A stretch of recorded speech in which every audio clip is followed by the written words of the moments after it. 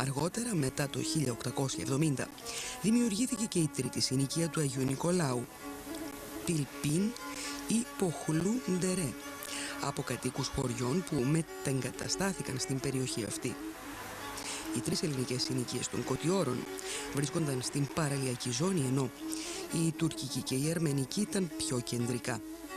Κάθε συνοικία είχε και μια εκκλησία. Στην Ιππαπαντή παρακείμενα βρισκόταν η Ψωμιάδιο Σχολή, που κτίστηκε στα 1870 έως τα 1873 με δαπάνες του Κώστα Ψωμιάδη. Η σχολή λειτουργήσε ως ημιγυμνάσιο και οι μαθητές της διδάσκονταν τόσο τα τυπικά μαθήματα όσο και διάφορες πρακτικές γνώσεις. Στη συνοικία του Αγίου Νικολάου βρισκόταν η Καρυπίδιο Σχολή, που ιδρύθηκε με χρήματα του Χατζή Χαράλαμπου Καρυπίδη, που καταγόταν από την περιοχή του Τσάμπαση. Στη συνοικία του Αγίου Γεωργίου λειτουργούσε τετρατάξιο δημοτικό σχολείο με έξοδα της κοινότητας. Επίσης, από τις αρχές του 20ου αιώνα η κοινωνία των Κωτιώρων απέκτησε αστικά χαρακτηριστικά και είχε μεγάλη πολιτιστική και πνευματική κίνηση, μιας και άρχισαν να ιδρύονται οι πρώτοι σύλλογοι με φιλολογική και εν γέννη πνευματική δράση, όπως ο Σύλλογος Αναγέννησης.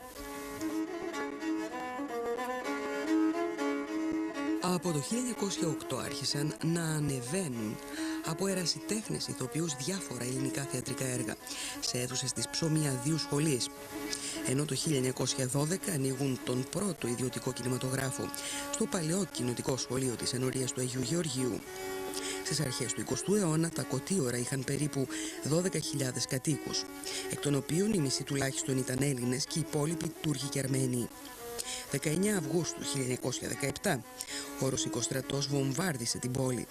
Φεύγοντας οι Ρώσοι, μετέφεραν στην πατρίδα τους αρκετούς Κωτιωρίτες. Τον Σεπτέμβρη της ίδιας χρονιάς οι Τούρκοι διέταξαν τον εκτοπισμό των κατοίκων. Από τους 6.000 Έλληνες τελικά σώθηκαν 2.500, όσοι δηλαδή πρόλαβαν ή όσοι μπόρεσαν να καταφύγουν στην Τραπεζούντα ή στον Κάφκασο. Οι υπόλοιποι μεταφέρθηκαν στην περιοχή της Σεβάστιας και της Κασταμονής με τα τάγματα εργασίας και εκεί εξοντώθηκαν. Το 1923 όσοι Κωτιωρίτες σώθηκαν εγκαταστάθηκαν στην Ελλάδα.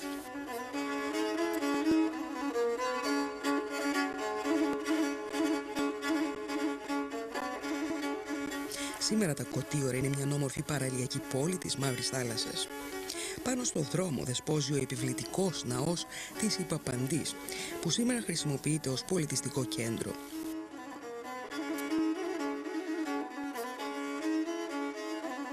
Δίπλα ακριβώς βρίσκονται τα χαλάσματα της Ψωμιάδιου Σχολής, ενώ τα παλιά ελληνικά σπίτια της περιοχής μαρτυρούν το ελληνικό παρελθόν της αλλοτινής συνοικίας.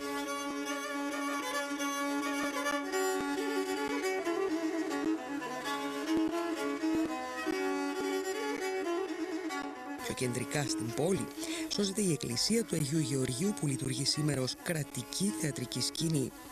Και ακριβώς δίπλα υπάρχει η Καρυπίδιο Σχολή, που λειτουργεί σήμερα σαν δημοτικό σχολείο.